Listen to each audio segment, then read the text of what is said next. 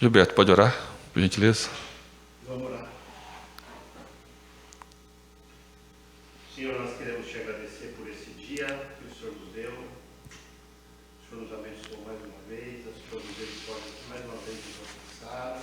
Amém, Pai. E nós somos gratos ao Senhor. Em nome de Jesus. Deus, obrigado porque nesse dia o Senhor nos guardou, nos protegeu, nos santificou, Senhor. Amém, Pai.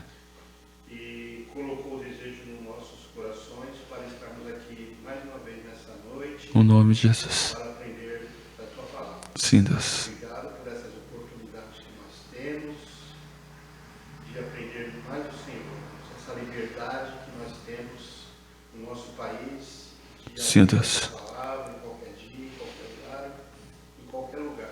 Amém. E estudá-la, Senhor, ler, nós fazemos isso com a maior liberdade. Obrigado, Senhor, por essa nação, Sim, Deus. onde os teus servos podem ainda anunciar a tua palavra. Amém. Com essa liberdade.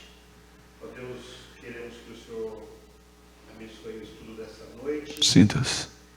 Que o Senhor seja louvado por esse estudo, ó Deus, que sejamos melhores servos do Senhor a partir do estudo também desta noite. Amém, Pai. Ó Deus, pedimos que o Senhor mande mais obreiros, mais Sim, Deus. para a tua igreja, Senhor. Sim, Deus. Como a tua palavra diz que a seara é grande, É verdade. poucos são os trabalhadores, mas o Senhor nos incentivou. Amém. Ao Senhor da seara, para que envie mais trabalhadores, ó Deus. Tem E misericórdia. assim nós fazemos para que venham mais, mesmo aprender da tua palavra, que tão bem faz para as nossas vidas. Sim, ó Deus. Deus, muito obrigado pela vida do Michel, Sim. do pastor, que o Senhor nos abençoe. Amém. Ilumine a mente do pastor que irá falar e também ilumine a nossa que iremos ouvir da tua palavra. Sim, Deus. Ó Deus, que seja momentos edificantes, ó Deus, para as nossas vidas e que seja para a glória do teu nome. Amém. Ó Deus, obrigado por tudo em nome de Jesus, Deus. Amém. Amém, Pai. Irmãos, Romanos capítulo 3. Romanos capítulo 3. Versículo 21 até o versículo 31.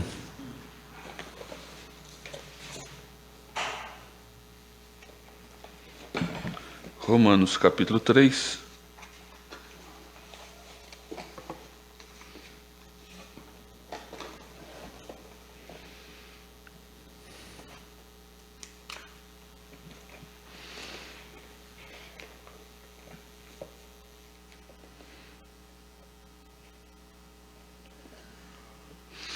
Que nos diz assim. Deixa eu só subir aqui um pouquinho, que está muito baixo.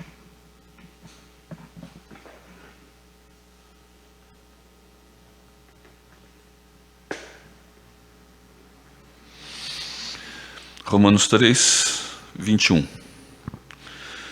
Mas agora, sem lei, se manifestou a justiça de Deus, testemunhada pela lei e pelos profetas. Justiça de Deus mediante a fé em Jesus Cristo, para todos e sobre todos os que creem, porque não há distinção, pois todos pecaram e carecem da glória de Deus, sendo justificado gratuitamente por sua graça, mediante a redenção que há em Cristo Jesus, a quem Deus propôs no seu sangue como propiciação mediante a fé para manifestar a sua justiça, por ter Deus, na sua tolerância, deixado impunes os pecados anteriormente cometidos. Tendo em vista a manifestação da sua justiça no tempo presente, para ele mesmo ser justo e o justificador daquele que tem fé em Jesus. Onde, pois, a jactância foi de todo excluída. Por que lei das obras? Não, pelo contrário, pela lei da fé. Concluímos, pois, que o homem é justificado pela fé, independentemente das obras da lei. É, porventura, Deus somente dos judeus? Não é também dos gentios? Sim, também dos gentios, visto que Deus é um só, o qual justificará por fé o circunciso e mediante a fé o incircunciso. Anulamos, pois, a lei pela fé? Não, de maneira nenhuma. Antes confirmamos a lei. Vamos ter mais uma palavra de oração. Vou pedir que o Michel faça essa oração agora e interceda pela igreja, pelos irmãos, pelas famílias, e pedindo que Deus reavive a cada um no seu coração, lembrando sempre da sua boa, santa e abençoadora presença.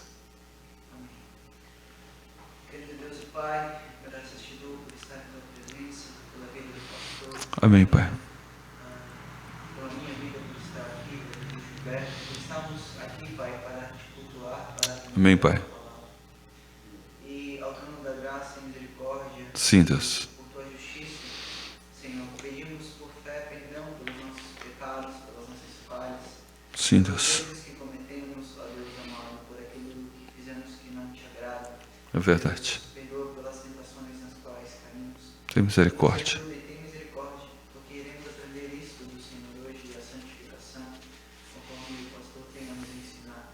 Precisamos que a tua mão esteja conosco a nos sustentar. Sim, Deus. Perdoa também o pecado ou os pecados da igreja, Deus. Tem misericórdia. E tem compaixão de todo o teu povo, Senhor, e vem edificar e vem tocar estas almas para que eles entendam a necessidade que eles carecem de ti. Amém. Senhor, o pecado tenta nos levar para longe de ti. É algo muito forte e que tenta nos afastar da tua presença, e muitas pessoas insensíveis Tem misericórdia. fogem de ti, fogem dos irmãos. Eu peço que o Senhor tenha compaixão deles e pelo teu Espírito, Senhor, venha falar aos corações, transformando-os e trazendo-os, Senhor, a compreensão, Sim, trazendo Deus. a eles a vida, desfazendo a morte, fazendo com que eles saibam que há perdão pela fé em Cristo Jesus. Amém. E há, ó Deus, um advogado dos céus que nos defende mesmo quando erramos, e ele pagou pelas nossas culpas. Amém. Sentimos, Senhor, muita tristeza e dor, Sim, porque Deus. fizemos sofrer, mas o Senhor voluntariamente morreu por nós. Amém. E não há palavras que possamos descrever a grandiosidade, Senhor, deste amor, ou palavras que possamos te agradecer pelo teu amor por nós, Senhor Jesus, pelo teu amor por nós, Deus Pai, e pelo teu Espírito que também ama-nos dia após dia, não nos deixando, mediante tantos erros e falhas e prostituições que cometemos, Misericórdia. e desviamos, ou falta de fé, ou ansiedade, ser, ó Deus, compassivo com a igreja, ser misericordioso e sara o teu povo. Sim, Sara Deus. a minha vida, sara a vida de todos que estão aqui. Em nome de Jesus. Estão também, Deus amado, tem misericórdia de nós. Amém, Pai. Toca os seus corações, Deus amado, e guia, ensina, guia a tua palavra. Amém. Os corações daqueles que venham a ouvir nós aqui, ou quem sabe talvez neste vídeo, possam, Senhor, no futuro serem tocados e transformados e compreender. Amém, Pai. A tua igreja precisa do Senhor. Faça com que ela cresça em santidade. Em nome de Jesus. Aparta de nós, Senhor, do pecado. Dá-nos Em força. nome de Jesus. Não cair em tentação alguma. Santifica-nos e nos faz a segunda imagem do teu Filho Jesus. É isso que eu te peço, Senhor. Faça pela tua igreja, edifica o teu povo. Amém, Glória Pai. ao teu nome. Em nome de Jesus. Amém. Amém. Ok, nós vamos estar falando sobre a ordem da salvação. Estamos aí no passo 4. Justificação e santificação. Acabamos de falar anteriormente sobre arrependimento e fé. Portanto, dentro da teologia, nós tratamos da ordem salutis, ordem da salvação.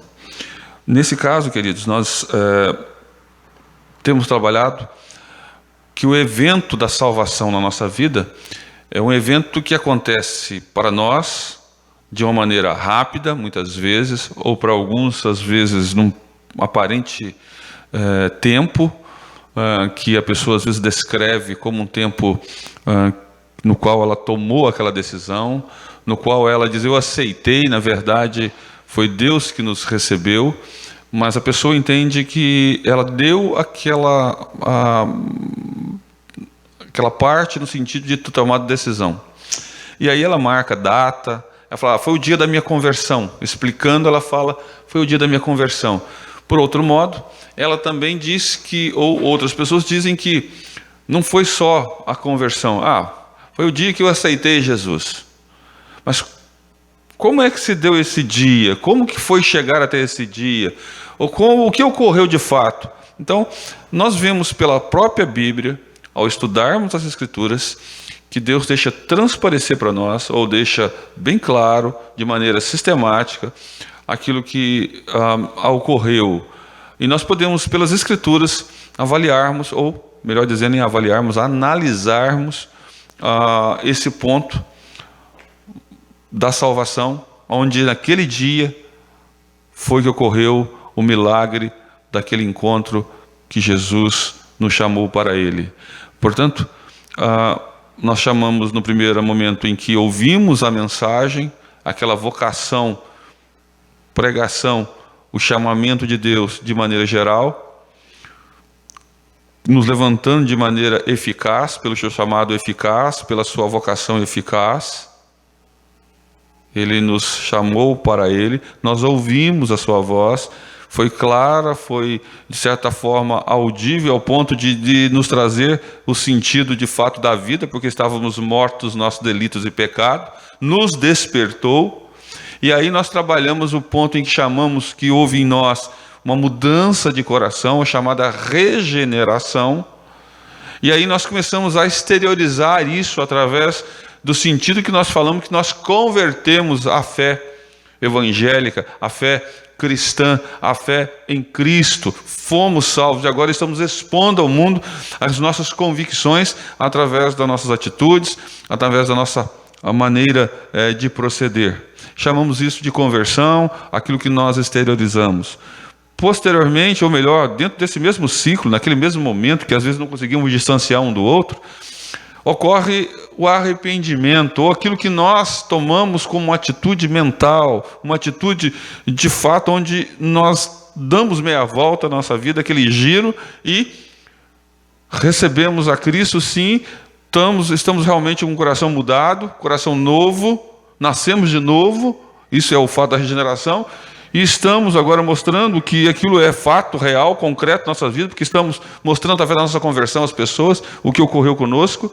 E aí nós decidimos, de alguma maneira, na nossa mente, no nosso coração, não voltarmos mais atrás, arrependimento, e dizendo, olha, daqui para frente nunca mais eu volto àquele estado anterior de vida. E muitas vezes as pessoas confundem com emoção, o arrependimento. Ele não é emoção, não é o lado somente emocional, aflora a emoção, mas não é isso, basicamente. A palavra metanoia, mudança, ela de direção, ela quer exatamente dizer que nós tomamos sentido de forma que a nossa mente agora sabe de maneira racional e espiritual aquilo que ocorreu conosco, e diz, não quero mais aquela velha vida, sou um novo homem, sou uma nova criatura. E a própria Bíblia nos mostra exatamente esses passos, assim como eles ocorrem. Então nós vemos que Deus operou algo em nós, e essa mudança pode ser feita por Ele através do Santo Espírito, porque Ele que veio nos convencer do pecado, da justiça e do juízo. E portanto agora seguimos um caminho, e o caminho, não um caminho, mas seguimos o caminho, que é Jesus Cristo. Nós falamos então de arrependimento, mas nós lembramos que para termos esse espaço é necessário termos a fé. E a fé é aquela exatamente o que a Bíblia define, a certeza das coisas que se esperam e a convicção de fato que se não veem. E portanto, sem fé é impossível agradar a Deus, de sorte que aqueles que têm a fé, eles têm que crer que Deus de fato existe e que se torna galardoador daqueles que buscam a sua presença, que o buscam. Portanto, a fé nos é dada, conforme Efésios 2:8, dizendo que o Senhor nos outorgou a fé, nos deu a fé, mas pela graça sois salvos. Isso não vem de vós, mas é dom de Deus. É dom que a fé que o Senhor colocou no seu coração para crer que Deus existe, para crer que Deus enviou o seu Filho, para crer que Jesus Cristo veio para morrer pelos nossos pecados, porque nós estávamos mortos nos nossos delitos e pecados, e de que Ele nos salvou, nos redimiu. Portanto, nós precisamos e temos que entender sobre a fé salvadora. E é essa fé que estamos falando. E em seguida, depois de ter sido exatamente recebido essa fé, vemos exatamente nessa ordem da salvação que falamos sobre a justificação.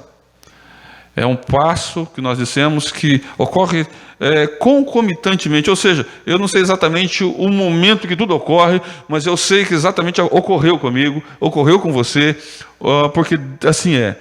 Lembrando que não há participação do homem no processo dessa justificação, ou seja, na justificação, não é o processo é a santificação, mas na justificação é um ato de Deus.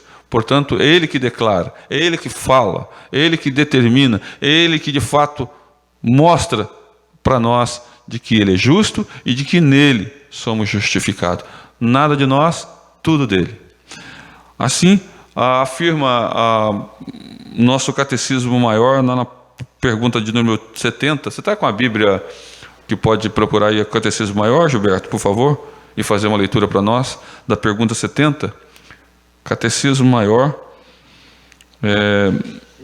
70. E o breve catecismo pergunta 35. O 70 diz: o que é justificação? Aí você vai falar agora o que é justificação. Lê bem alto, por gentileza, para que nós estamos gravando. Vai ser interessante que a gente possa, de maneira bem clara, expor ou explicar o que é a justificação. Se faz necessário para nós entendermos que justificação é algo que ocorreu não propriamente porque eu quis, ou porque você quis, ou porque outro quis, mas porque Deus assim fez, declarou por aquilo que Jesus cumpriu na sua justiça, e agora Deus então lá já está colocando para nós sobre a sua justiça, e o fato dele ser justo, ele nos justificou. Vamos ver o que é. Justificação é um ato da livre graça de Deus para com os pecadores, no qual ele os perdoa, aceita e considera justas as suas pessoas diante dele, não por qualquer coisa neles operada, nem por eles feita, mas unicamente pela perfeita obediência e plena satisfação de Cristo, a eles imputadas por Deus e recebidas só pela fé. Amém. Agora a pergunta 35 do breve catecismo, acho que você tem ela também. 35, o nosso irmão Michel vai fazer essa leitura para nós. Pergunta 35 do breve catecismo. E a sua resposta. Como é o pacto da graça administrado no Novo Testamento? Essa é a pergunta. A resposta é: no Novo Testamento, quando Cristo, a substância, foi manifestado, o mesmo pacto da graça foi e continua a ser administrado na pregação da palavra e na celebração dos sacramentos do batismo e da ceia do Senhor. Assim, a graça e a salvação são manifestadas em maior plenitude, evidência e eficácia a todas as nações. Ok. Veja, então, o que significa justificação? Nós entendemos aí, o Gilberto nos expôs, que o que de fato é a justificação. Então, é o ato gracioso de Deus pelo qual ele declara justos os pecadores crentes na base unicamente da justiça que está em Cristo Jesus e que lhes é creditada em sua conta, perdoando assim os seus pecados e adotando de fato como filhos e dando-lhes direito à vida eterna. Lembrando que a justificação ocorre lá no tribunal de Deus, que nós chamamos assim pelas Escrituras. É um ato fora, externo ao homem, ou seja, o homem não se envolve nele de maneira participativa. O homem, embora tenha as consequências desse ato de Deus, dessa situação toda, lembramos que é Deus quem realiza essa justificação. Ele tem um efeito não de mudança da vida interior, mas de uma sentença dada por Deus, que olha para esse homem na sua vida interior e vai afetando gradativamente todo o ser desse homem pelo que Cristo fez, tão somente o que Cristo realizou por este homem, pecador, agora crente, salvo na pessoa de Jesus Cristo. Portanto, um ato que é exterior e que Deus no interior vai a cada dia demonstrando claramente que esse homem vai se tornando a imagem do seu filho e mostrando claramente que esse é um ato que ocorreu por ele, no seu trono, dentro da sua justiça, dentro daquilo que ele pode fazer. Lembrando que tanto a salvação, dentro da chamada desenvolvimento da salvação, dentro de uma possível ordem cronológica desses fatos, que nós citamos aqui dessa ordem da salvação, justificação e santificação estão, parece que bem próximas uma da outra, bem assim interligadas, numa certos passos sequenciais. E aí nós vemos algumas características que parece que seriam uma da outra, mas no fato é que elas são complementares, vão estando exatamente mostrando aquilo que Deus vai fazendo. Se na justificação o homem não participa, não toma parte, mas ele recebe essas consequências do que Deus declarou ele justo e os efeitos disso, já na santificação o processo é diferente, o homem participa, ele se torna participante do processo da santificação. Ele tem que, de fato, fazer a sua parte no processo. Ok? Lembrando de uma pessoa que nós consideramos muito dentro da nossa visão histórica e teológica, dentro daquilo que a eclesiologia nos traz no período da Reforma, lembrando de Lutero, nós vamos lembrar que ele tinha os seus conflitos interiores, ele tinha que dar satisfação a si mesmo, ele praticava a sua religiosidade, ele entendia de uma forma que para ele ser justo ou ser justificado, ele precisava fazer alguma coisa, participar desse processo, e algo acontece na sua história, na sua vida, e ele tentava de alguma maneira aliviar a sua consciência, e Deus então mostra na sua vida algo que poderia mudar tudo isso aí. Lá em Romanos 1,17, Roberto, pode ler para mim, por favor? Romanos 1,17. Veja o que afetou diretamente Lutero, quando ele, querendo paz na sua consciência e não conseguindo, por mais que ele praticasse uma boa religião, uma boa fé, ou tentasse se livrar das situações eclesiásticas que havia na sua época, ou daquelas situações meritórias, mas veja o que ele descobre por tentar receber através dos seus méritos a justificativa pelos seus pecados, pela sua vida. Veja o que Deus mostra para ele em Romanos capítulo 1, versículo 17. Visto que a justiça de Deus se revela no Evangelho de fé em fé, como está escrito, o justo viverá por fé.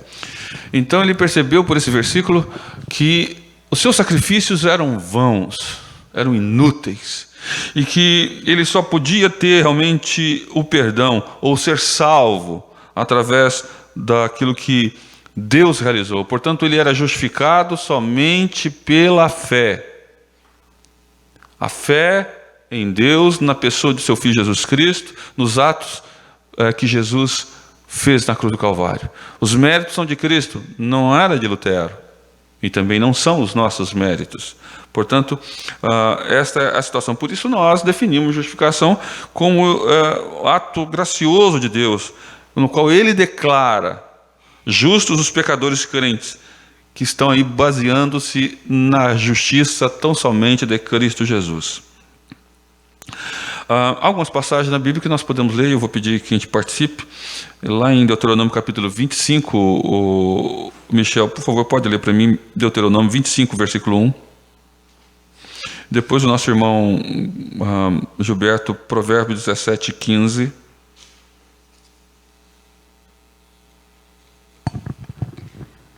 Deuteronômio 25:1. E havendo contenda entre alguns, e vierem a juízo, os juízes o julgarão, justificando ao justo e condenando ao culpado. Olha, claramente o que a condenação é sobre aqueles que se encontram culpados. E quem que vai justificar? Vai ser o próprio juiz, né? Aquele que está julgando a causa. Portanto, lembrando que Deus, em Cristo Jesus, julgou a nossa causa ali na cruz do Calvário. E Jesus pagou o preço por aqueles a quem o Senhor lhe deu como salvos, e então esses são aqueles que são justificados. Pois não, Gilberto, pode ler outro. Provérbio 17:15. O que justifica o perverso e o que condena o justo, abomináveis são para o Senhor, tanto um como o outro. Deus, na sua justiça, Ele está olhando tudo, vendo tudo e sabe tudo. E Ele mesmo condena aqueles que julgam de maneira indevida ou que atacam de fato aquilo que é impróprio ao homem no sentido da sua vida. E Ele então defere ali na sua justiça quem merece realmente o castigo e quem realmente Ele justifica. Lá em Lucas, no capítulo 18, no versículo 14, diz assim: digo-vos que este desceu justificado para a sua casa, e não aquele, porque todo o que se exalta será humilhado, mas o que se humilha será exaltado. Aqui é a parábola do fariseu e do publicano, no qual o fariseu, julgando-se pelos seus méritos, ou pela sua maneira de servir a Deus, ou de entender que estava servindo a Deus religiosamente, meritoriamente, ele disse que o texto que orava de si para si mesmo. Muitos dizem que a oração do fariseu não passava do teto. Eu costumo dizer que não é bem assim que está descrito na Bíblia. O que a Bíblia está dizendo é que a oração não passava dele para ele mesmo. Ou seja, a reserva moral dele, a reserva de teto dele ali era ele mesmo, não era o teto da sua casa. Eu quero dizer que as próprias circunstâncias da sua vida apregoavam contra ele. As suas obras eram vãs. Portanto, ele não jamais sairia justificado. Mas aquele outro que ali estava ao seu lado, também orando e buscando a Deus, ele nem ousava olhar para cima, nem olhar para Deus, levantar a sua cabeça. Ele dizia: "Sê propício a mim, pecador". E Jesus, fazendo essa parábola, quer deixar bem clara a distância entre aquele que se auto-justifica e aquele que Deus justifica. E fica bem claro que é Deus que determina quem deve ser justificado. E Jesus deixou isso bem claro no texto, de que não é o homem que se justifica, mas é o próprio Deus que torna o homem justo. Lá em Atos, no capítulo 13, versículo 9, 39, Gilberto, por favor. E eu vou pedir para o nosso irmão Michel ler Romanos 8, 33 e 34 depois. Atos 13, 39, Gilberto. Romanos 8, 33 e 34, irmão Michel. Pode? Pode, por favor. E por meio dele, todo o que crê é justificado de todas as coisas, das quais vós não pudesse ser justificados pela lei de Moisés. Nós estamos vendo que esses textos estão apontando um ato forense da justificação.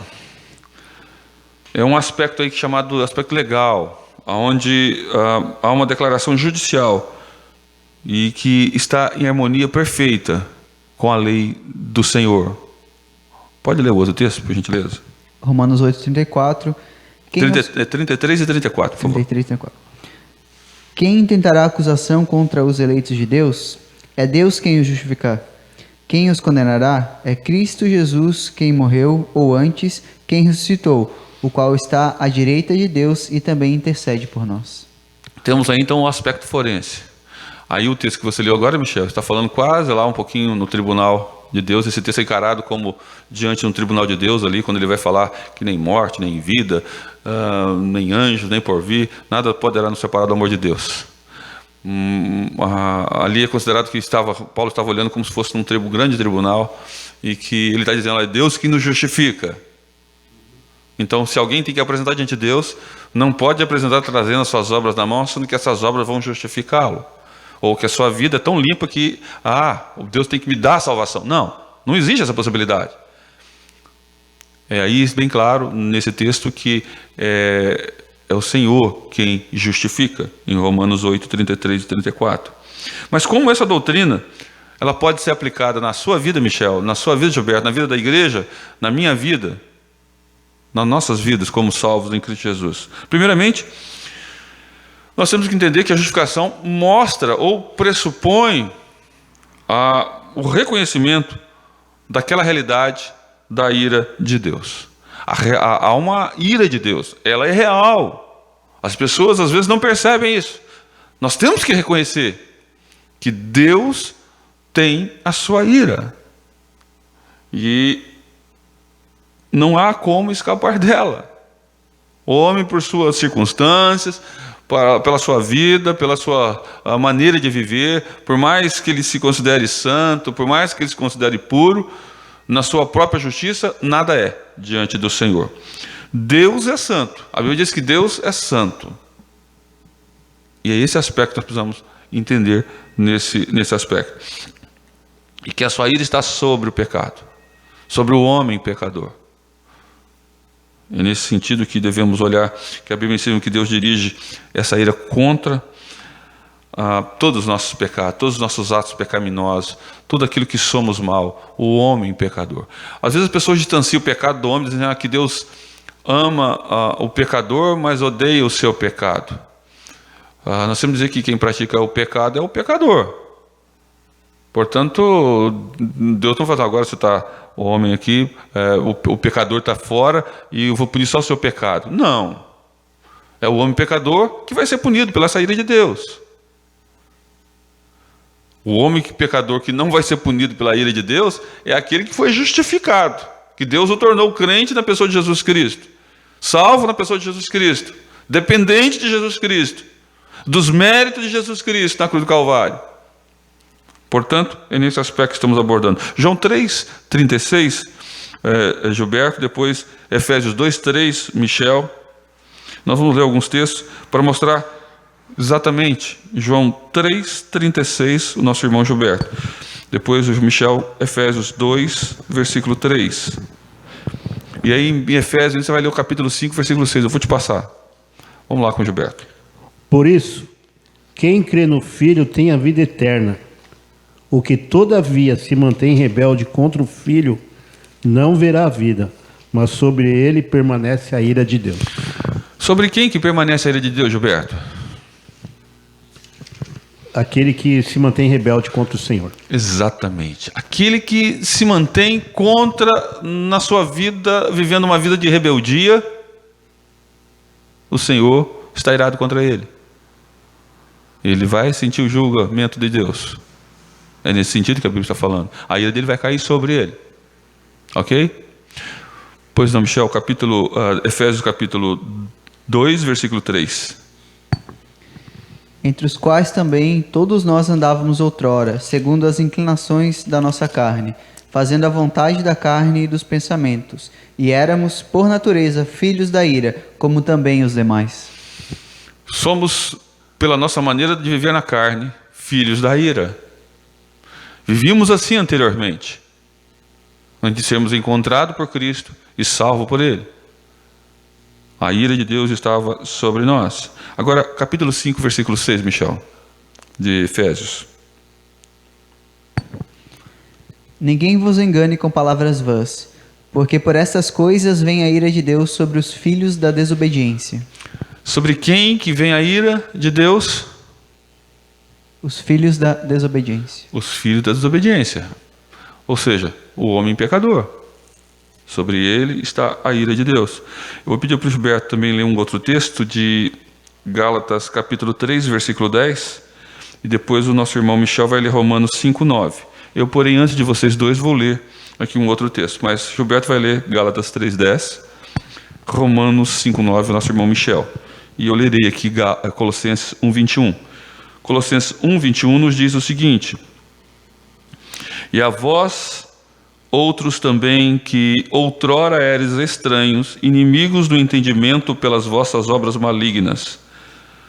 Nós éramos inimigos no entendimento pelas nossas obras malignas.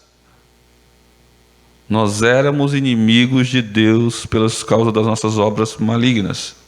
Agora, nosso irmão Gilberto. Todos quantos, pois, são das obras da lei, estão debaixo de maldição. Porque está escrito: Maldito todo aquele que não permanece em todas as coisas escritas no livro da lei, para praticá-las. Queridos, mesmo no Velho Testamento, alguns dizem, mas foi salvo pela lei. Não existe salvação pela lei. A Bíblia está colocando claramente aí, nesse fato, que as obras da lei, feitas pelos homens, não pode salvá-lo. O único que cumpriu totalmente a lei foi Jesus Cristo. E é justamente por ele ter cumprido a lei que nós somos salvos, somos justificados, porque ele cumpriu no nosso lugar. E Deus aceita então e nos declara justo. Aceita o que ele realizou. E é nesse aspecto que nós temos que entender, de que ele está ali diante de Deus, dizendo assim: Deus, Pai, o Senhor me deu estes, e estes são meus, e os meus atos cobrem os pecados deles. E Deus diz: declarados justos. Próximo texto. Porque se nós, quando inimigos, fomos reconciliados com Deus mediante a morte de seu Filho, muito mais, estando já reconciliados, seremos salvos pela sua vida. Veja, que é o que eu acabei de dizer. Portanto, a ira de Deus está sobre todo aquele que se mantém rebelde. Mas aquele a quem Deus justificou, a graça demonstra claramente que ele foi alcançado. E de que agora ele está sob o novo prisma do olhar de Deus através do seu Filho Jesus Cristo. E por isso justificado pelos atos do Filho de Deus, que ele realizou ali na cruz do Calvário. Portanto, a justificação pressupõe claramente o reconhecimento da realidade dessa ira de Deus sobre todo aquele que se mantém rebelde contra o Senhor. Mas há uma segunda aplicação na nossa vida, que a justificação é um ato declarativo ou judicial de Deus. Não sou eu que me declaro justo, não é o pastor da igreja que declara justo o seu membro, não é a igreja que declara membro aquele crente, é o salvo, o membro, seu membro, não, é o próprio Deus. É um ato judicial de Deus. Deus declara-nos justo. E aí é que está, não no que fazemos, não no que somos. Imaginou se fosse assim? Não é assim. Deus não quer saber do que nós somos, nem do que fazemos nesse sentido para nos tornar justos, porque não tem poder o que somos e o que fazemos para nos colocar em uma certa situação de favorecimento diante de Deus. Não há nada. Mas é tudo com base na justiça de Cristo Jesus. Então, a justiça que emana da lei só pode ser alcançada pelo homem através da pessoa de Cristo Jesus, porque ele é incapaz de cumprir a justiça que estava na lei de Deus. E somente o Filho de Deus, o novo homem, e Paulo chama de novo Adão, que sem pecado pôde cumprir por nós na cruz do Calvário.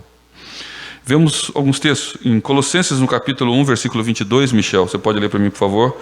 O nosso irmão Gilberto, Romanos 8, versículo 1.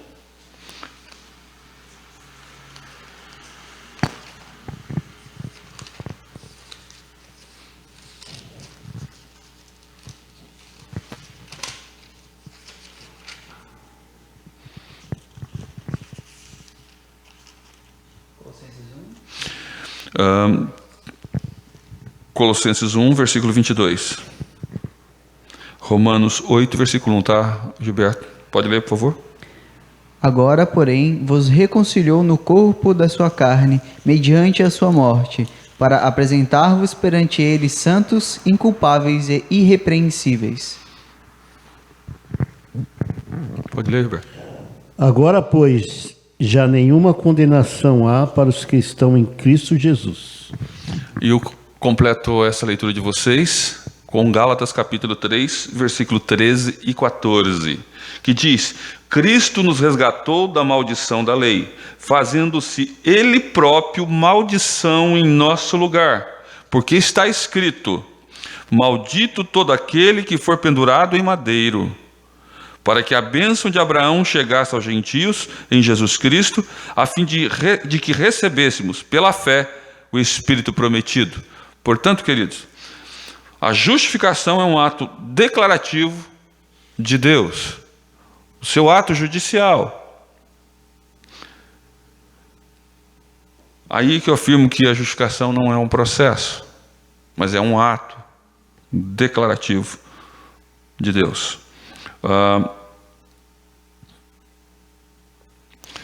E já ocorreu quando aceitamos a Cristo Jesus. Nós falamos de aceitar a Cristo Jesus, mas quando Jesus nos recebeu como seu, Ele, Deus, nos declarou na pessoa de Jesus Cristo que nós, de fato, somos justos. Fomos justificados.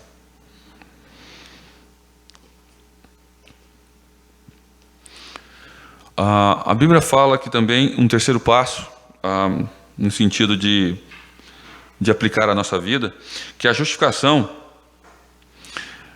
ela só pode ser recebida pela fé. E que obra nenhuma Deus aceita para nos tornar justo. Não há possibilidade das obras nos justificarem. Portanto, a aplicação que nós temos é de que a justificação é recebida pela fé somente. Lá em Romanos 3:20, Michel, por favor, e Gilberto, Isaías 64, versículo 6.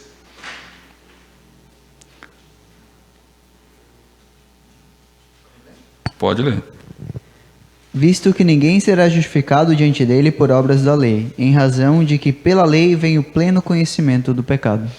Olha, ninguém será justificado por cumprir a lei, por obra da lei. Por quê? Ela faz o quê, Michel? Ela mostra o nosso pecado. Ela aponta o nosso pecado. A lei serve exatamente com esse limitador, de indicador para nós. Olha, o limite é 80, você passou, ela está dizendo, você errou. Você podia ter 80. Você tinha que cumprir, não cumpriu, está errado. Ela está apontando o seu erro. Ela está dizendo que você, agora não mais, está dentro da lei, mas está fora da lei. É esse o aspecto que está sendo falado aí. Gilberto, por favor. Mas todos nós somos como o imundo, e todas as nossas justiças como o trapo da imundícia. Todos nós murchamos como a folha, e as nossas iniquidades, como um vento, nos arrebatam. Quero dizer que esse trapo de imundícia, muitas vezes, aliás, dois sentidos aparecem para explicá-lo. Que a nossa justiça, ou as justiças apresentadas nesse capítulo de Isaías, capítulo 64, versículo 6, é de que esse pano de imundícia é aquele pano muito tido como dos leprosos, que enrolava e que enfaixava, era entendido como algo nocivo à saúde, nocivo à vida social, e que deveria ser queimado, lançado fora, porque era nojento, tinha toda uma situação da decadência humana ali, e do seu próprio sentido de punibilidade, porque a lepra muitas vezes era tida como a questão castigo pelo pecado, como o pecado que toma a vida do homem, que vai o dilacerando, acabando com a sua estrutura, com a sua vida. Por outro sentido também, e na mesma linha de raciocínio, era também tido como um pano das regras femininas, que também era algo que deveria ser colocado fora, porque tornava o arraial imundo, a pessoa imunda dentro do seu arraial, e se ali encontrado no meio daqueles que ali estavam, poderia contaminar todos. Por isso, há regras severas sobre a situação de relação entre o homem e mulher nos dias das regras femininas, dentro de um casamento ali, como regra sacerdotal colocada, como é que deveria ser. Era uma questão também sanitária. Portanto, havia essa previsão, e Isaías está dizendo exatamente isso quando ele coloca dessa forma que as nossas justiças são como trapos de imundície, deve ser descartado. Ela destrói o homem. Os nossos méritos nos desgastam diante de Deus, porque não são méritos, são antes algo que nós estamos afrontando a Deus nesta relação, porque Ele é santo, santo, santo, e nós pecadores. Nesse sentido, o homem é justificado somente pela fé e nada mais. Portanto, é crer em Jesus Cristo como seu Salvador, porque é em Jesus Cristo que nós temos a garantia da nossa justificação. Em quarto lugar, o que nos ensina aqui, podemos aprender, podemos reter para nós, é que a justificação é baseada na obra substitutiva de Cristo Jesus, o que Ele realizou por nós. Quando eu falo substitutiva, é algo que foi feito por nós. Ele assumiu o nosso lugar.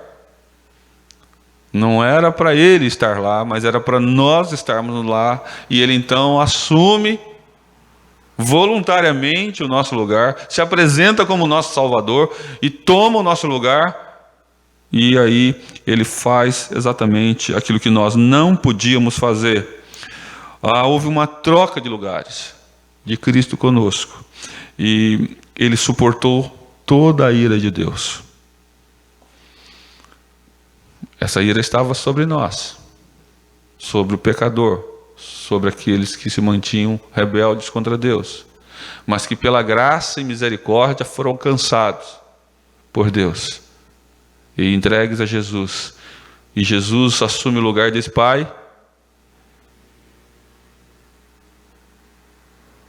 São teus, e eu pago por eles. Isaías 53, Gilberto, versículo 6.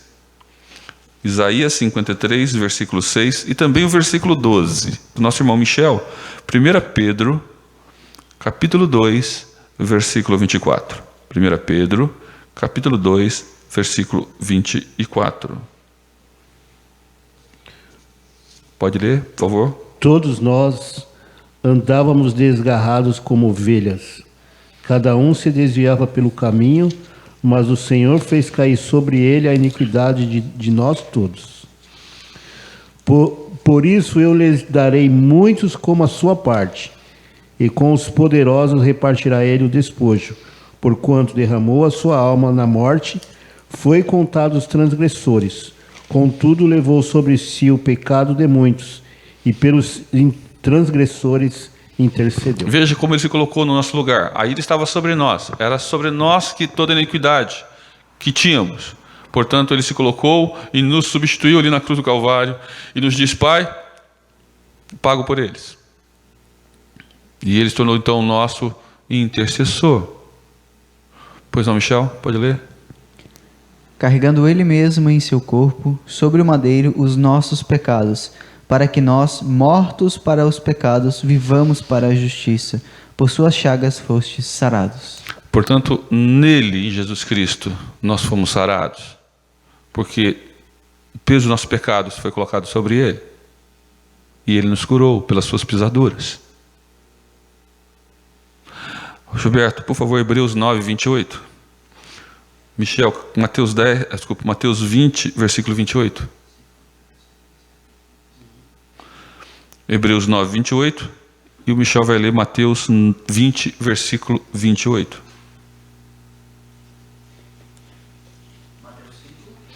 Mateus, capítulo de número 20, versículo 28.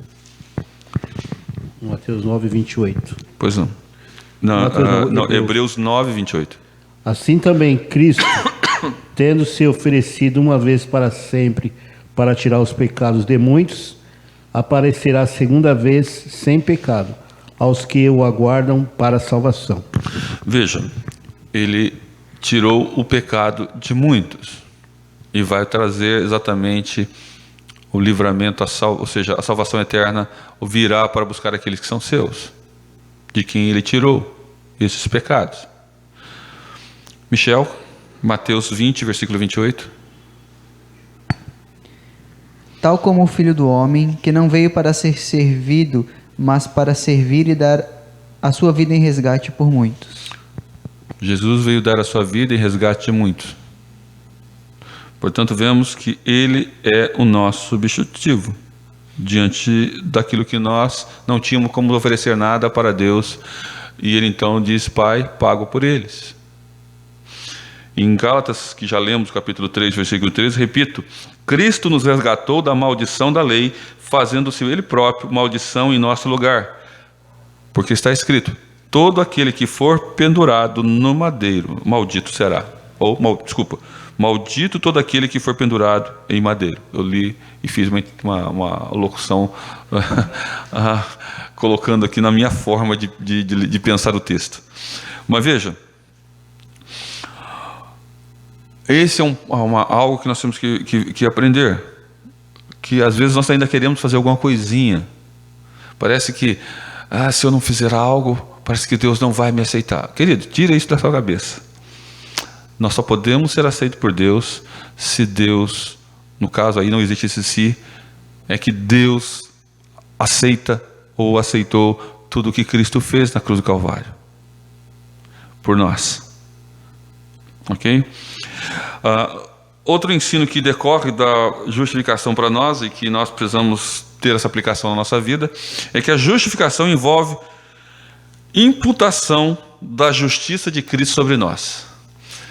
Jesus, ao fazer a sua obra, ao ser morto, ser sacrificado na cruz do Calvário, assumir o nosso lugar ali, aquilo que ele fez como justiça, ou seja, nos é imputado. Ele estava cumprindo a justiça de Deus, portanto, ele se torna aquele que vai imputar sobre nós, aqueles que creem nele, a sua justiça.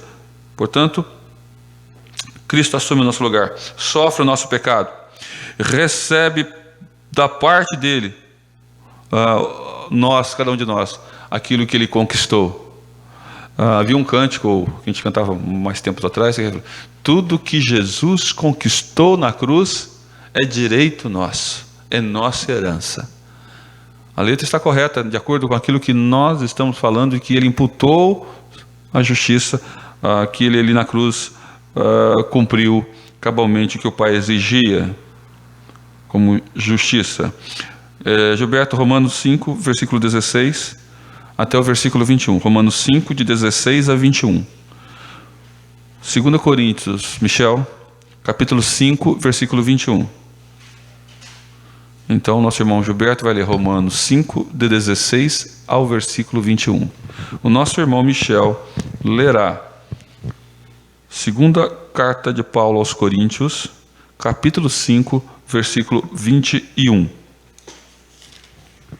O dom, entretanto, não é como no caso em que somente um pecou, porque o julgamento derivou de uma só ofensa para a condenação, mas a graça transcorre de muitas ofensas para a justificação. Se pela ofensa de um e por meio de um só reinou a morte, muito mais os que recebem a abundância da graça e o dom da justiça reinarão em vida por meio de um só, a saber, Jesus Cristo. Pois assim como por uma só ofensa veio o juízo sobre todos os homens para a condenação, assim também, por um só ato de justiça, veio a graça sobre todos os homens para a justificação que dá vida. Porque, como pela desobediência de um só homem muitos se tornaram pecadores, assim também, por meio da obediência de um só, muitos se tornarão justos. Sobreveio a lei para que avultasse a ofensa, mas onde abundou o pecado, superabundou a graça, a fim de que, como o pecado reinou pela morte, assim também reinasse a graça pela justiça para a vida eterna, mediante Jesus Cristo, nosso Senhor. Lembre-se que Paulo está trabalhando as duas figuras, do Adão, o primeiro homem, e Cristo como o segundo Adão. Ele está dizendo que o primeiro Adão, dentro daquele plano que estava ali, ele não o cumpriu, não praticou as obras que Deus exigiu dele. Antes pecou e recebeu o castigo, a disciplina de Deus. Portanto, ele pelo seu erro, pela sua falha, ele tornou-se pecador. E na sua descendência, as quais somos nós, todos os homens, esse pacto federativo ali do pecado, ou seja, da representatividade de Adão, o primeiro homem, nós somos pecadores. Todo pecado passou ao homem. Mas Deus, na sua infinita graça e misericórdia, já que muitos, pelo ato de um homem só, melhor, todos se tornaram pecadores, agora Deus providenciou, tendo em vista que o pecado não tomou Deus de surpresa, Deus não foi surpreendido por aquilo que aconteceu lá no Éden, mas dentro do seu plano eterno, Deus já tinha na sua providência, da sua graça, trazido a solução para esse problema do pecado. O seu próprio Filho na cruz do Calvário, no conselho divino. Essas tratativas é que ocorreram. E Jesus então se coloca à disposição do Pai para cumprir exatamente o que a lei assim exigia, a justiça da lei, a justiça que o Pai exigia. Sendo assim, Jesus veio e morreu. Jesus é o segundo Adão. Lembrando, Adão, o primeiro homem, foi criado de forma perfeita. Jesus não foi criado. Jesus não foi criado. Jesus se fez homem. E homem perfeito. Viveu e morreu entre nós sem pecado. Se o primeiro homem não pôde cumprir, o segundo Adão sim, pôde cumprir. Portanto, aquilo em que um ato de um homem pecador destruiu toda a relação de santidade, de vida do homem para com Deus, Deus então providencia por o ato de um homem santo, sem pecado, Jesus Cristo, o segundo Adão, a salvação de muitos que nele creem. E a justiça desse segundo Adão, no ato que ele praticou na cruz, é colocada sobre nós. É Deus declarando-nos justos. Lá em Romanos, no capítulo 4, no versículo de número 6 ao versículo 11, nos diz assim, Romanos 4, de 6 a 11. E é assim também que Davi declara ser bem-aventurado o homem a quem Deus atribui justiça, independentemente de obras. Bem-aventurados, felizes, aqueles cujas iniquidades são perdoadas e cujos pecados são cobertos. Bem-aventurado o homem a quem o Senhor jamais imputará pecado. Davi estava confessando o seu pecado. Ele era o homem segundo Deus, o coração de Deus. E ele está lançando um fato que Paulo vai lembrar e que Paulo está citando aos irmãos que estavam em Roma, algo que Davi tinha como fato na sua história pessoal, da justiça de Deus, a quem Deus atribuía justiça. Vem, pois, versículo 9, vem, pois, esta bem-aventurança exclusivamente sobre os circuncisos ou também sobre os circuncisos? Ele está fazendo uma pergunta. Ele diz, visto que dizemos, a fé foi imputada a Abraão para a justiça. Lembrando que Abraão é o pai da fé. Os judeus assim a criam. Versículo 10, como, pois, lhe foi atribuída, estando ele já circuncidado ou incircunciso? Paulo está pegando um ponto-chave para o judeu, que lá na época Deus chamou e Deus imputou justiça a Abraão de que maneira? Antes da circuncisão ou posterior à circuncisão? Não no regime da circuncisão, e sim quando incircunciso. Olha que interessante. Foi antes, e muitos pensam que foi depois que ele assumiu o seu compromisso de ser consagrado, ele e seus filhos, toda a sua genealogia, através da circuncisão. E aí estava errada a interpretação dos judeus quanto a isso. E Paulo então está corrigindo isto e dizendo claramente, o que Deus fez foi antes. Foi Deus em que imputou justiça. Portanto, a obra da circuncisão realizada, que era a consagração de vida, de pertencimento àquele povo e de Deus, exigência que devia ser praticada a todos os homens, agora, no 8º dia, deveria ser circuncidado, todo aquele que nascesse dentro de Israel. Agora está dizendo assim, olha, esse feito Não é a obra simplesmente na qual Deus imputa a justiça, mas ela já foi imputada anteriormente. E recebeu o sinal da circuncisão como selo da justiça. A consequência da fé, ou seja, eu estou colocando a consequência aqui, essa palavra. Selo da justiça da fé, que teve quando ainda incircunciso, para vir a ser o pai de todos os que creem, embora não circuncidados, a fim de que lhes fosse imputada a justiça. Veja como Deus trabalha, Paulo está dizendo. Nós muitas vezes fazemos muitas teses, muitas coisas, criando muito na nossa cabeça, e Paulo diz, olha, não é bem assim que funciona. Não existe mérito. Não adianta bater no peito e dizer, eu tenho meu pedigree aí de gerações e gerações na família da fé. Não adianta. É Deus que imputa a justiça dele. E aí passamos exatamente a receber ser justificado, porque Deus assim declarou, assim imputou. Portanto, é uma imputação da justiça de Cristo sobre nós. Essa é uma aplicação. E a última aplicação que nós vemos é a justificação de uma implicação teológica, ou implicações teológicas, escatológicas. Dentro da nossa visão teológica, há implicações escatológicas sobre aquele que foi justificado. A justificação que Deus trouxe ao homem, que nele creu, naquele que Deus trouxe a salvação, há implicações para aqueles momentos finais. Ou seja, o veredito que Deus vai pronunciar sobre nós no dia de juízo já foi trazido no presente. Os justificados de Deus estão eternamente salvos. Essa semana alguém me perguntou sobre isso. Aliás, foi um irmão que está fora do país, me mandou uma pergunta sobre isso, e eu trabalhei essa questão da justificação, e mostrando claramente esse ponto de que Deus fez isso, no qual nós não precisamos fazer nada para nos tornarmos justos, porque Ele em Cristo Jesus nos tornou justificados.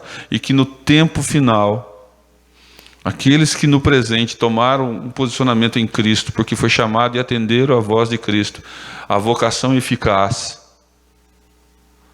Deus já justificou. João 10, 27 e 29, Gilberto, por favor, leia. Já leu esse texto, Romanos 8, 33 e 34, não vou ler de novo, mas você vai ler para mim Efésios 1, 13 e 14, Michel, por favor. O João 10, 27 a 29. Michel vai ler Efésios 1, 13 a 14. As minhas ovelhas ouvem a minha voz, eu as conheço e elas me seguem. Eu lhes dou a vida eterna, jamais perecerão, e ninguém as arrebatará da minha mão. Aquilo que o Pai me dá, aquilo que meu Pai me deu é maior do que tudo, e da mão do meu Pai ninguém pode arrebatar. Por isso, nós claramente entendemos que aquilo que foi imputado a nós como justiça de Cristo está sobre o crente verdadeiro, salvo. Não existe essa possibilidade do crente ficar caindo da graça, uma hora está salvo, uma hora não está salvo. É como a onda da maré que vai lá no mar, volta, e você fica... Por isso que você vê muitas pessoas fragilizadas na sua fé, entendendo errado, e uma vez salvo, a Bíblia é clara nesse aspecto. Foi salvo. O crente verdadeiro é salvo. Foi chamado por Deus. Ele não ouviu apenas ele não fala, Deus estava chamando ele como um psil. Não. Como diz o reverendo Guilhermino Cunha há um tempo atrás, numa palestra, numa palavra que ele deu a nós, ele disse: Deus não faz psil. Ele chama você pelo nome. E na salvação é assim que ele fez. Ele chamou Gilberto, Michel, Adriano, e chamou a todos, a quantos ele entregou ao Filho. E portanto ninguém pode arrebatar da mão do Pai. Próximo texto. Efésios 1:13. E quem também vós, depois de ouvistes a palavra da verdade, ouvirdes a palavra da verdade, o evangelho da vossa salvação, tendo nele também crido, fostes selados com o Espírito Santo da promessa, o qual é o penhor da nossa herança, até o resgate da sua propriedade, em louvor da sua glória. 14, você leu também? Também. Ok. Você tem aí exatamente como parece que houve um caminho feito aí. Depois que ouviste da palavra, a vocação geral, eficaz, o chamado de Deus pela palavra. Você não ouviu o possível de Deus, você ouviu pelo nome, Jesus te chamando. É interessante isso. E quem garante isso é aquele que colocou aí bem claramente, você ouviu pela verdade, o Espírito Santo é o garantidor da sua salvação. O mais interessante é que ele veio convencer você do pecado, da justiça e do juízo. Eu tenho apontado que a blasfêmia contra o Espírito Santo é justamente o homem negar Jesus Cristo a vida toda. E é o único pecado imperdoável que a Bíblia diz. Por isso que o pecado contra o Pai será perdoado, contra o Filho será perdoado, mas contra o Espírito não será perdoado, porque o Espírito Santo é aquele pregador que está dizendo para você, para mim, para todos, olha, Jesus Cristo é Salvador, eu estou convencendo você do pecado, da justiça e do juízo. E há uma negativa da nossa parte em entender esse processo, e nós ficamos ali. Portanto, os eleitos de Deus não fazem assim. Não pecam, não blasfemam contra o Espírito Santo. Por quê? Porque o próprio Espírito Santo já o convenceu do pecado, da justiça e do juízo. E eles reconhecem que eles não têm nada em si mesmo. É Deus que fez tudo por eles, na cruz do Calvário. Lá em João, no capítulo 3, um texto que eu gosto sempre de citar, e eu falei para esse irmão que me ligou sobre esse texto, que muitas vezes nós lemos e decoramos, e parabéns por decorarmos João 3,16, que diz o quê? Porque Deus amou o mundo de tal maneira que deu o seu Filho unigênito para que todo aquele que nele crê não pereça, mas tenha a vida eterna. Parabéns, decoramos. Mas tem a sequência desse texto. Tem o versículo 17, tem o versículo 18. Eu gosto de ver tudo. E está ali bem claro sobre o que nós estamos falando de escatologia. Veja. No versículo 17. Porquanto Deus enviou o seu Filho ao mundo, não para que julgasse o mundo, mas para que o mundo fosse salvo por ele. Ora, de fato, Jesus veio para que salvar o mundo. A sua primeira vinda é esse teor. O conteúdo da sua vinda é este. Ele veio trazer o evangelho, a boa notícia do céu, ao pecador, a quem Deus libertou do império das trevas. Versículo 18. Quem nele crê não é julgado. A escatologia acontecendo aqui, no presente. A doutrina do tempo dos fins, para o salvo em Cristo Jesus, aconteceu aqui que Deus justificou e, portanto, este não entra em juízo. Passou da morte para a vida. Quem nele crê não é julgado. O que não crê já está julgado, porquanto não crê no nome do unigênito do Filho de Deus. Lembra que eu falei da blasfêmia contra o Espírito Santo? Versículo 19. O julgamento é este, que a luz veio ao mundo. Os homens amaram mais as trevas do que a luz, porque as suas obras eram más. Pois todo aquele que pratica o mal aborrece a luz, e não se achega para a luz, a fim de não serem arguídas as suas obras. Quem pratica a verdade aproxima-se da luz, a fim de que as suas obras sejam manifestas, porque feitas em Deus. Aqui, meus irmãos, nós estamos dizendo claramente, ouvindo pela palavra e dizendo claramente que Deus justificou você em Cristo Jesus, imputando a sua justiça. Ele é aquele que substituiu você lá na cruz do Calvário, pagou no seu lugar tudo que a ira de Deus estava sendo colocado sobre ia ser colocado sobre os homens. Deus colocou sobre Cristo, e aqueles a quem Deus quis salvar, Ele salvou, chamando-os pelo nome. São chamados na Bíblia de eleitos, de escolhidos, salvos, crentes no Senhor Jesus Cristo. Portanto, essa justificação tem implicações futurísticas, ou seja, escatológicas.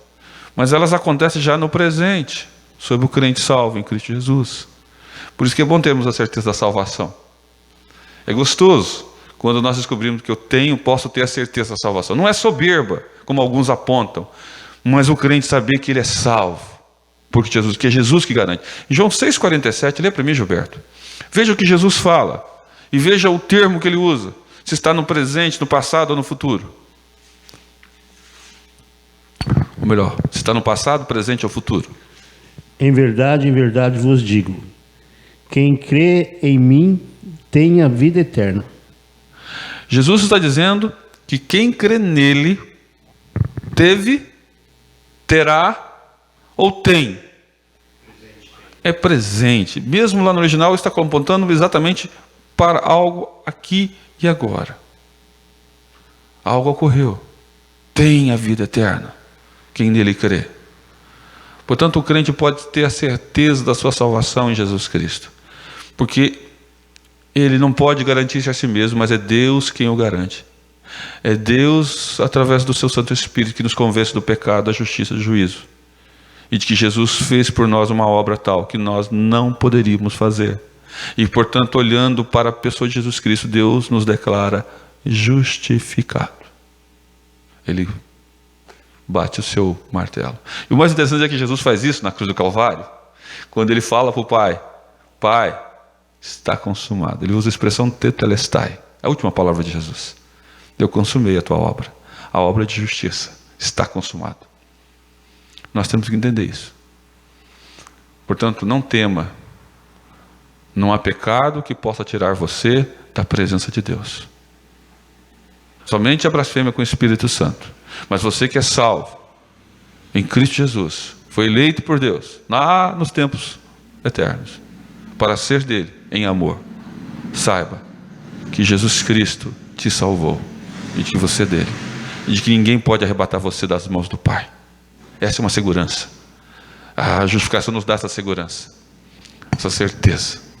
E é gostoso sabermos disso. Amém? Pastor, Nós estamos encerrando aqui praticamente. Agora vamos fazer as perguntas. o salvo, ele não blasfema contra o Espírito Santo. Não. Ele apenas o entristece. Sim, O contrário é verdadeiro. O ímpio não entristece, mas ele o blasfema, né? aborrecer ali é esse termo que traz uma tristeza profunda. Alguns termos bíblicos, né? Entristecer, apagar. É interessante esses termos. E eu entendo que apagar ali implica muitas vezes nesse aspecto. O crente verdadeiro, não. Nós temos exemplo de pessoas que chegam à sua hora de partir, como foi o caso do ladrão na cruz. Um estava blasfemando, mas o Espírito Santo convenceu um ali, pelo testemunho de Cristo Jesus. E não mostra claramente o antecedente ali, aquilo que foi antes da crucificação, de como aquele ladrão veio saber alguma coisa, algum detalhe de Jesus. Mas na cruz, aquele ladrão dá um testemunho sobre Jesus, dizendo, falando para aquele outro ladrão: você não teme a Deus, nós fizemos e merecemos pagar pelos nossos erros, pelos nossos atos. Mas ele o que fez? Interessante que ele diz para Jesus, faz uma oração, e diz: Senhor, lembra de mim quando entrares no teu reino. E Jesus falou o que para ele? Hoje mesmo estarás comigo. Olha como ele foi convencido do lado de Cristo e Jesus lhe garantiu a salvação no último momento da sua história aqui nessa face da terra. Tem pessoas que partem exatamente assim, que o Espírito Santo levou uma vida totalmente descabida e chega no último momento, toma uma posição. Já tratei com algumas pessoas assim no leito de morte. Mas tem pessoas que também já falaram no leito de morte: eu vivi sem Cristo até agora. E lembro tristemente disso. E vou morrer sem Ele. Não preciso dele na minha morte. Se não houve nenhuma outra consideração, se não houve nenhum clamor por Cristo, se essas palavras permaneceram, essa pessoa certamente blasfemou contra o Espírito Santo.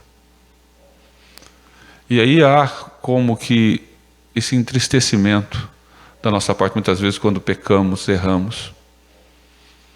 E nós temos que dizer que devemos sempre orar como Davi: cria em mim, ó Deus, um coração puro, e renova dentro de mim a tua salvação.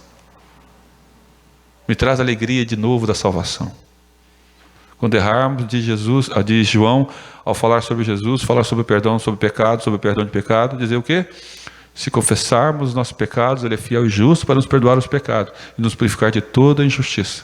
O próprio Davi disse que Deus imputa a sua justiça a nós, porque ele disse que quando ele esteve calado, os seus pecados permaneceram sobre ele, mas que Deus o olhou com graça e de que ele confessou os seus pecados. Está no Salmo 32 que está sendo citado. Portanto, é Deus quem nos purifica, é Deus quem nos salva. Amém? Uma outra pergunta? Uma contribuição também? Foi interessante que a justificação ela ocorreu dentro da eternidade do Senhor, né? Não sabemos o dia, né? Não, o dia nem a hora não. Porque aconteceu dentro da eternidade. E Deus, quando Ele nos justificou, Ele não olhou para o futuro, né? Para ver se iria encontrar algo de bom em nós. Nem a fé nós tínhamos, né? Mas é pura graça do Senhor, né? Sobre a gente, né? E não temos como ficar pensando, foi hoje. Não. Nós sabemos que nós temos um tempo presente e de que eu tomei, por exemplo, meu dia de salvação foi dia 25 de junho de 1983. Eu marquei no meu calendário. Mas Deus já vinha trabalhando comigo já há algum tempo. Desde moleque, desde pequeno. Por testemunho do meu avô, da minha avó, por minha tia me levar para a igreja, para as reuniões. A palavra foi entrando e o Espírito Santo foi trabalhando. Eu acho que eu fui meio duro, porque eu demorei muito a me ouvir, né? Mas o meu tempo parece ser muito. Mas Deus vê tudo como eterno agora. Para Ele não existe passado e nem futuro. Ele tudo vê como agora. Ele é o eterno presente, podemos dizer assim. Nós é que temos a concepção do passado pela nossa cronologia e também do futuro, segundo essa mesma cronologia, nosso tempo. Deus não está restrito, fechado, limitado pela nossa cronologia. Nós temos que entender esse fato.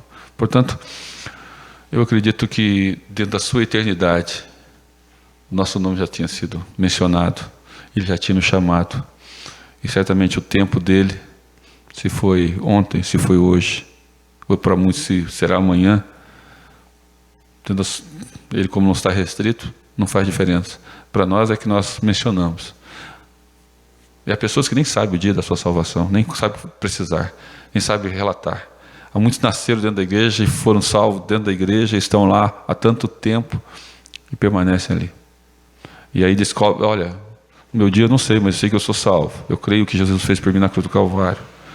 E essas pessoas geralmente não só confirmam pela palavra, de forma verbalizada, mas pelo seu testemunho de vida diário, honrando a Cristo com as suas vidas. Pelo fruto você vai conhecer a árvore. Se é boa, se é má. E aquela que é má, diz que está colocado ali, pé da árvore, um machado, para ser cortada e lançada no fogo. Bem? A raiz, né? Bem ali. Onde é que está a sua raiz, né? Quando arranca a raiz, não sobra nada. Não, aí não tem mais nada. Acabou a vida. Que é onde vem a seiva. Exatamente. Não tem como. Ok, queridos? Podemos encerrar. Vamos orar?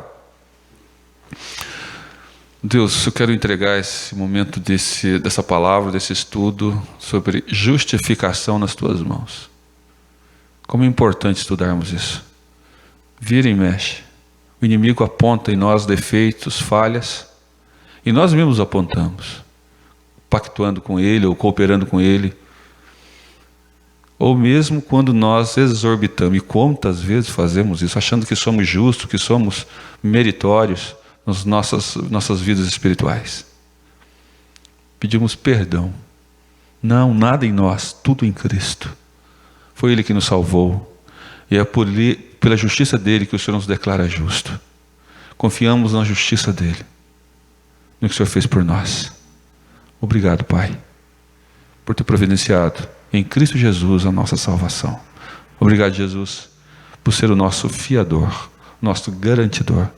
E ao Espírito Santo por nos convencer do pecado, da justiça e do juízo. Bendito é a Trindade excelsa. Louvado seja o nome eterno do glorioso Deus. Assim oramos agradecendo pelas nossas vidas aqui. E pedimos a tua aplicabilidade dessa palavra sobre a igreja do Senhor aqui. E a certeza de que todos nós estamos em Cristo Jesus, porque Ele nos chamou para a salvação. E Ele é aquele que nos garante. Em nome de Jesus. Amém.